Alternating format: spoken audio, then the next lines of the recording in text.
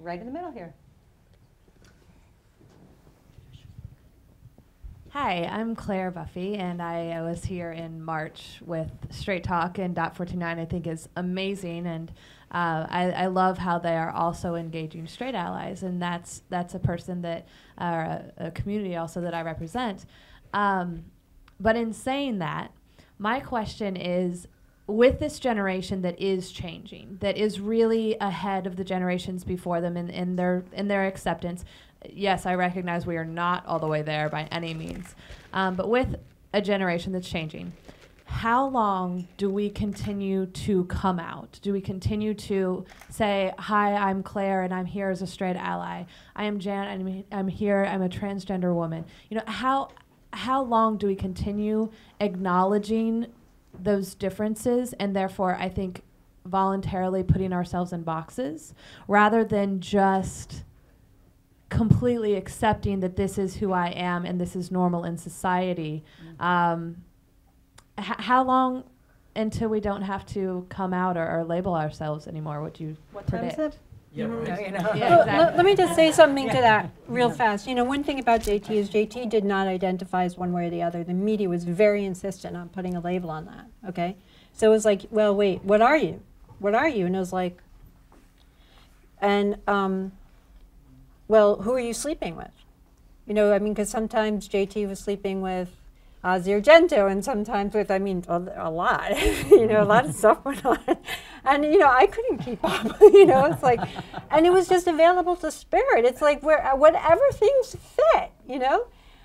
But the media is very insistent. So it's wonderful when the media itself, right? When all of a sudden the people like around Janet, right, are being asked, oh, wait a second, wait, you mean this isn't, I mean, it's interesting, the reaction, right? And to see, how does that trickle out, right? So now, because it's like when people would first start working with someone who was black, right? It was like, wow, what is this experience going to be? And it is a slow process. The pendulum slowly,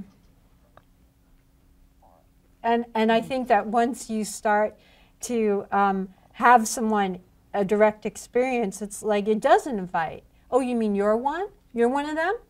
So maybe like unconsciously, like she says, oh, I'm just writing about this, but because she is of Spirit and because she is who she is and she comes from that, I do believe that you have to be available to that compassion, and it unconsciously comes through, right? And so it will be, and I mean, from reading the work that's come out, the language that's used, those are subtle changes, right? And the more, like Chaz, right? My sister went to high school with her. And it's amazing to find this person. Him. It was her. Went to school and she was her. So now him, yes. And so that this is allowed to be, right? I think that first you have to kind of categorize to people what you are not, get that there, and it's moving so fast though, right? Jenna, what would you? Your question was, how are we going to get beyond having to come out and say, I am who I am?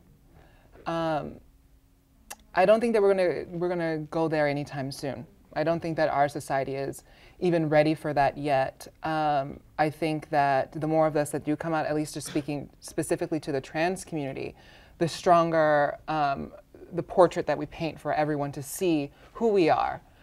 Just by coming out and being a woman that has the privilege of quote unquote passing and blending in and tricking society. I help everyone see that it's not what you thought it was, and there's a different kind of element there. And I think that, you know, I am Janet, who is a person, first and foremost. I'm Janet, who's someone's daughter, who's someone's child, who is a lover of Aaron, her boyfriend, who is a best friend to Wendy and Mai, who is a writer who tries to communicate things about myself and my experience that people may not understand.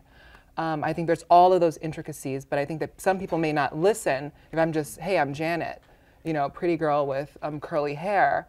and some boobs, you know. But I think if I say I'm Janet, I'm transgender, then they kind of sit and listen, and they're willing to stay for a little bit while and see that it transcends just, you know, I've transcended many things beyond just being just my gender and my sex. I've transcended poverty. I've transcended parents who were subtly absent.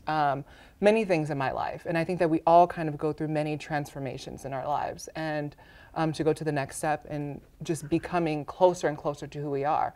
And I think that I wish that we wouldn't have to label. I've gotten into trouble many times by saying, just uttering the word transgender. I've gotten into trouble. Gotten into trouble. Yeah, I've gotten people commenting, you know, there's a lot of fighting period within any community. You know, I can't represent everyone. I don't try to represent everyone in the transgender community or transsexual community. I'm a transsexual woman.